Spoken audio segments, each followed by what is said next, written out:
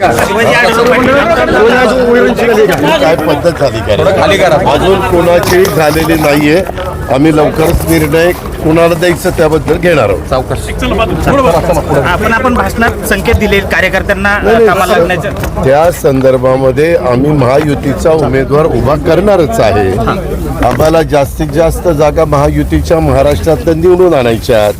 त्याकरता आमच्या कार्यकर्त्यांना सगळ्यांना चार्ज करणं माझं काम आहे. म्हणून आज आम्हाला आवर्जून आम्ही सगळ्यांनी ठरवून जुन्नर तालुक्याचा मेळावा, आंबेगाव तालुक्याचा मेळावा, आंबेगाव शिरूरचा विधानसभा मतदारसंघाचा, तसंच भोसरी विधानसभा मतदारसंघ, खेड विधानसभा मतदारसंघ असे 4-5 मेळावे आम्ही त्या ठिकाणी आज ठरवलेले होते. ते घेतले. हडपसर फक्त राहिलेला आहे. परत हडपसर एकदा सवड काढून घेणार आहे. आत्ता खडकवासल्याला चाललो आहे.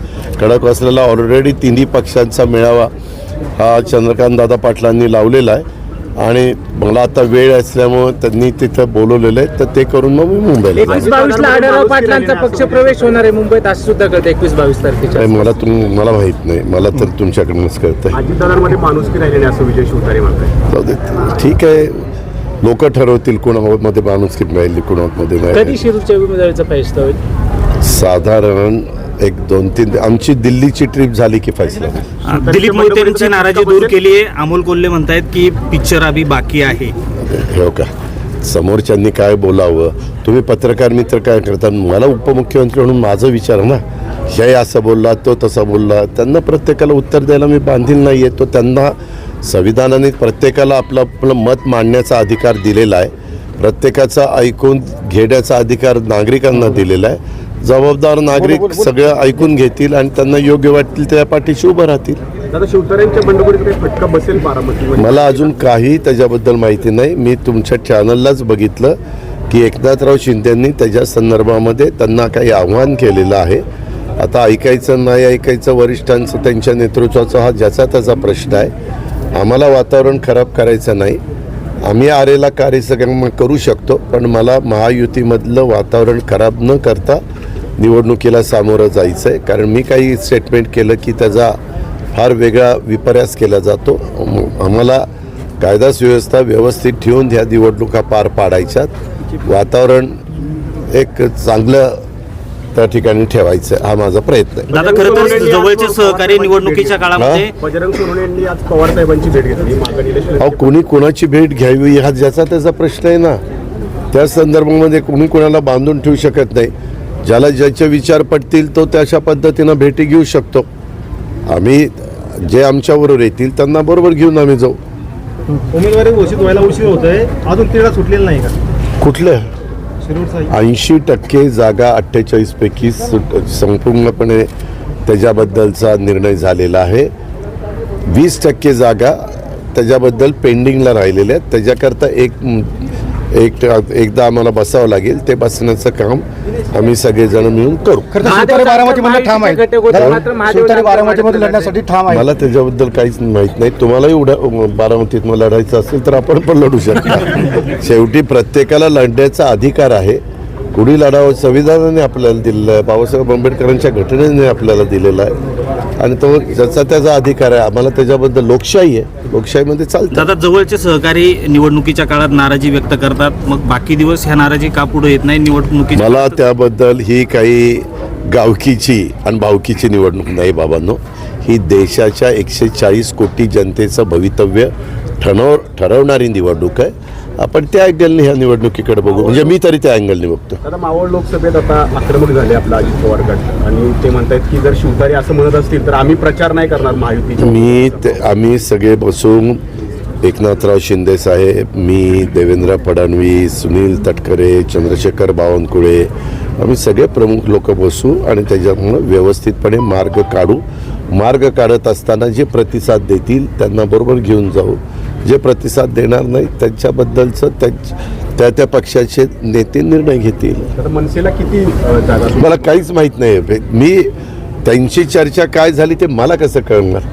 त्यांची फोटोवरून दिसतंय त्यांची चर्चा झाली.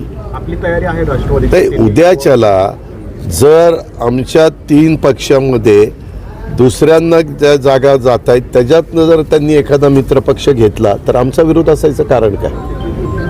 तुमच्या लक्षात आलं का?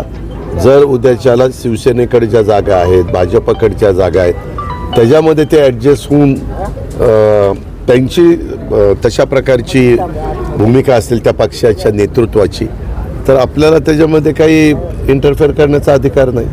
दिल्लीवारी झाल्यावर निश्चित दिल्लीवारी कधी साधारण मी एकनाथरावांशी बोललो. एकनाथराव म्हणले 1-2 दिवसामध्ये जाऊ, कारण प्रत्येकाची आपापल्या भागात कामं चाललेली आहेत. मला पण इथं माझ्या सगळ्या कार्यकर्त्यांच्या बैठका घ्यायच्या होत्या, त्या आज बऱ्याच अंशी झाल्यात, हडपसर सोडून विधानसभा मतदारसंघ.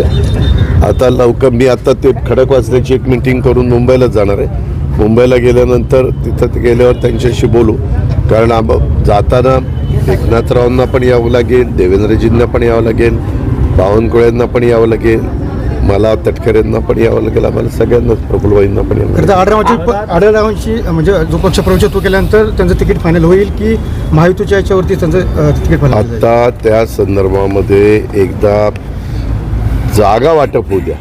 ज्या जागा आम्हाला येतील त्याबद्दलचा निर्णय आम्ही चर्चा करून त्या ठिकाणी घेऊ. आपल्या दिल्लीवारीवरती अमोल कोल्हेने असं म्हटलं होतं की ज्यांना स्वतःच्या पक्षात सर्व निर्णय घेण्याचे अधिकार होते त्यांना आता दिल्लीवारी करण्याची वेळ आली. दिल्लीवारी ह्यांना करावी लागत नाही का? दिल्ली आपल्याच देशात आहे ना, पाकिस्तानमध्ये नाही ना. आपल्या देशाची राजधानी आहे. अमोल कोल्हेंना पक्षात मी घेतलं, तिकीट मी दिलं, निवडून आणण्याच्या करता जीवाचं रान आम्ही लोकांनी केलं. आता ठीक आहे, काळानुरूप दिवस बदलतात.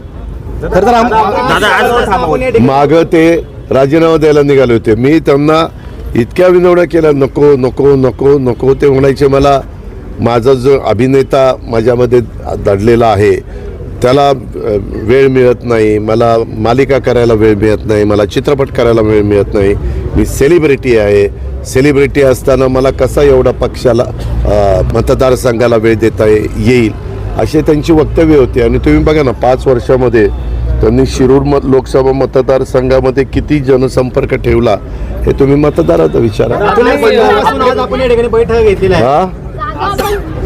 एकाने विचार आज सकाळपासून आपण बैठक घेतली या ठिकाणी राजरत्न हॉटेलला. सगळ्यांच्या एकमत झाले का कार्यकर्त्यांमध्ये? हो का? प्रत्येकाला आपली आपली भूमिका मांडण्याचा, विचार मांडण्याचा अधिकार आहे. सगळ्यांचं ऐकून घेतल्यानंतर शेवटी आमचे सगळे कार्यकर्ते आणि सहकारी अंतिम निर्णय मी जो देतो तो मान्य करतात. त्याच्यामुळं असं कार्यकर्त्याला वाटू नये की कुठंतरी पक्षाने मुंबईमध्ये बसून कोणाला तरी जाहीर केलेलं आहे आणि आता कार्यकर्त्यांना सांगतात आता करा कामं. असं नसतं. लोकशाहीमध्ये कार्यकर्ताही महत्त्वाचा असतो. माझं तर म्हणणं आहे, प्रत्येक पक्षात कार्यकर्ता हा कडा असतो, त्याच्याच जीवावर पक्ष चालतो. पहिल्यांदा त्यांना विश्वासात घेणं हे फार महत्त्वाचं असतं.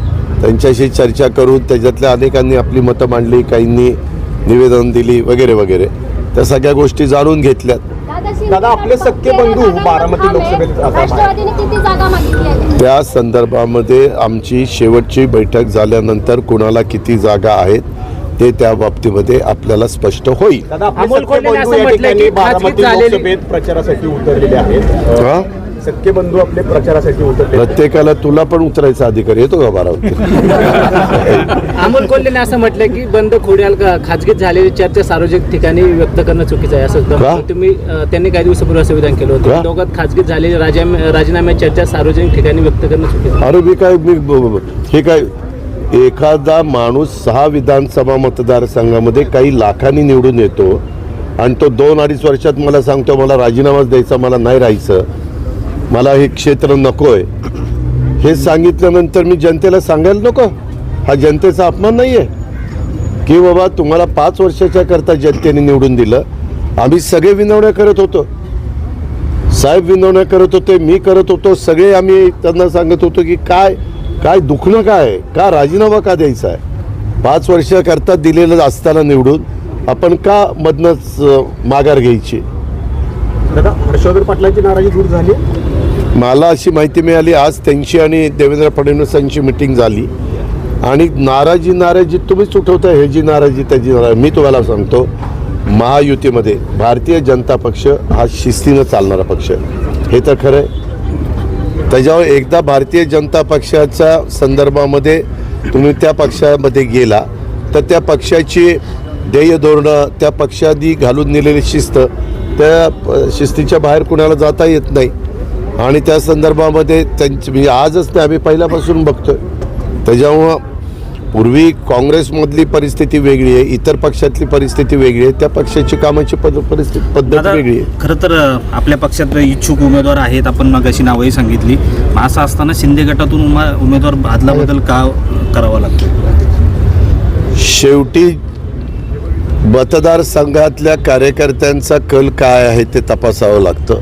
अलीकडच्या काळामध्ये तशा प्रकारची सिस्टीम आपल्याला अवेलेबल झालेली आहे आणि ते सगळं बघता आम्ही तो विचार करून पुढे जायचा निर्णय घेतो.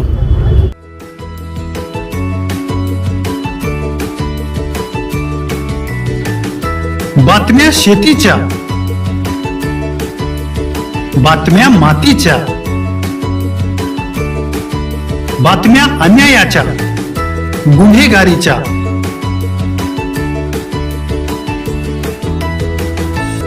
राजकारणाच्या आणि समाजकारणाच्या,